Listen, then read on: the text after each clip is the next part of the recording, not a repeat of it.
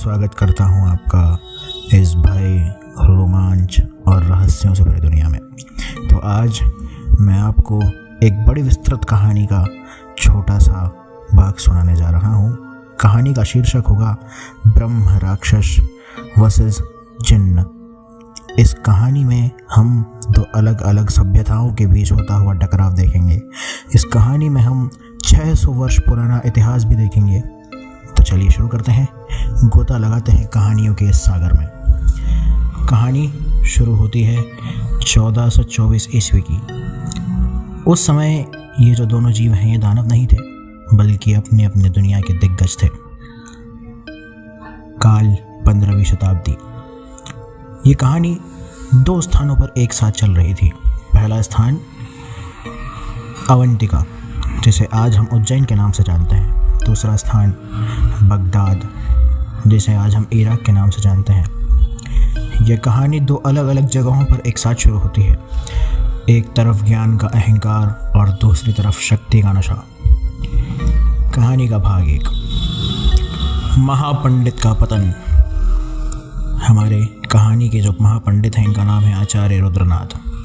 अवंतिका नगरी के महाकाल वन में आचार्य रुद्रनाथ का आश्रम था। वे वेदों, उपनिषदों और तंत्र विद्या के अद्वितीय विद्वान थे। कहा जाता था कि सरस्वती उनकी जिह्वा पर विराजती है। लेकिन आचार्य को एक ऐसा रोग था जो हमारे भारत में सभी मूर्ख असुरों और सभी मूर्खों का रहा है। इस बीमारी का नाम है अमरता। उन्हें लगता था कि मृत्यु केवल अज्ञानियों के लिए है। उन्होंने सोचा, मैं इतना ज्ञानी हूँ, मेरा अंत साधारण मनुष्य की तरह कभी नहीं हो सकता।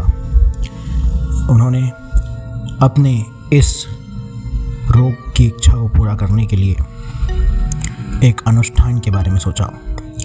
उन्होंने शिप्रा नदी के किनारे एक गुप्त तांत्रिक अनुष्ठान शुरू किया। समय था अमावस्या की रात।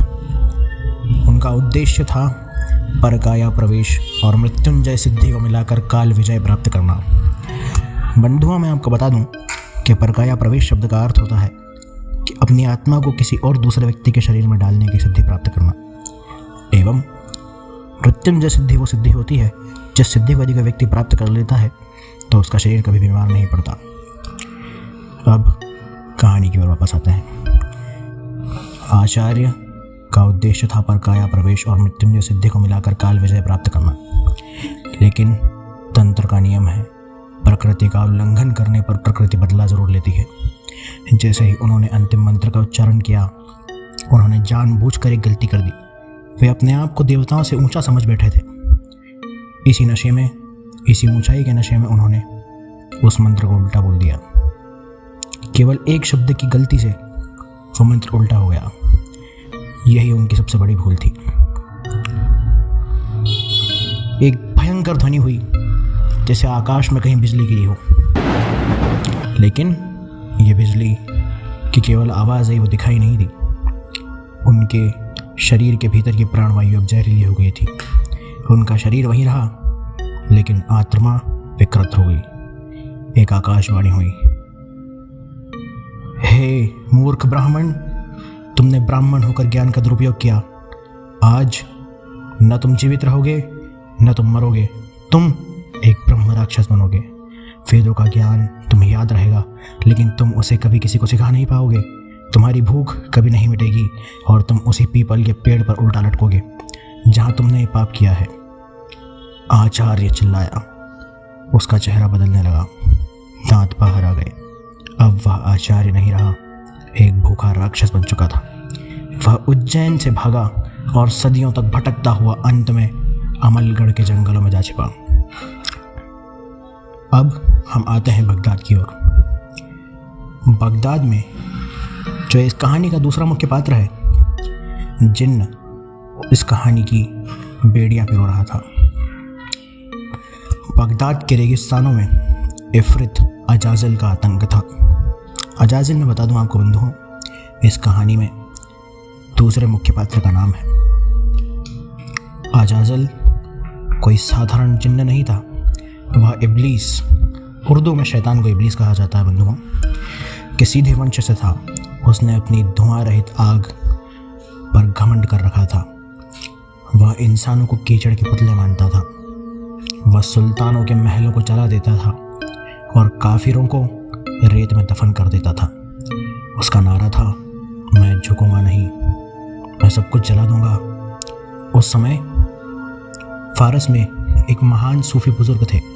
उनका नाम था शेख सुलेमान अल फारसी। उनके पास हज़रत सुलेमान की एक मुट्ठी थी जिसमें जिन्नों को काबू करने की ताकत थी। शेख सुलेमान ने अजाजिल को एक चुनौती दी।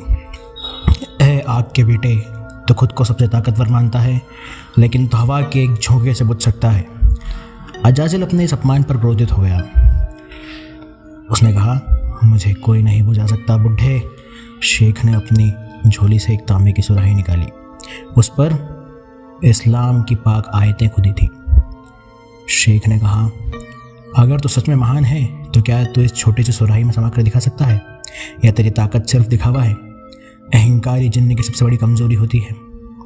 अजाजिल ने हंसते हुए कहा, मैं आसमान को भी इस छोटी सी सुराही में समा सकता हूँ। मेरा शरीर क्या चीज़ है? वह धुआं में बदला और सुराही के अंदर घुस गया, यह दिखाने के लिए कि वह कहीं भी फिट हो सकता है। मौका मिलते ही शेख ने तुरंत एक सुलेमानी ढक्कन लगा दिया और पिघला हुआ शीशा उस सुराही पर डाल दिया। सुराही के अंदर से अजाजिल की चीखें गूंजी, बुढ़े मुझे बाहर निकाल, मैं तेरा वो हश्र करूँगा जो तूने कभी सोचा भी नहीं होगा। पर उन्होंने नहीं खुला। अब इस अजाजिल के साथ क्या होता है ये मैं आपको आगे बताता हूँ। अभिशाप का मिलन इस कहानी का अगला भाग है। शेख सुलेमान जानते थे कि ये सुराही एक दिन आफत लाएगी। उन्होंने उसे एक ऐसे सौदागर को सौंप दिया जो भारत जा रहा था, ताकि इसे दुनिया के सबसे गहरे जंगल में दफनाया जा सके। लेकिन इतिहास गवाह है कि शापित चीज़ें कभी दफन नहीं रहती। सुराही एक हाथ से दूसरे हाथ बिकती रही, बगदाद से लाहौर, लाहौर से दिल्ली और अंत में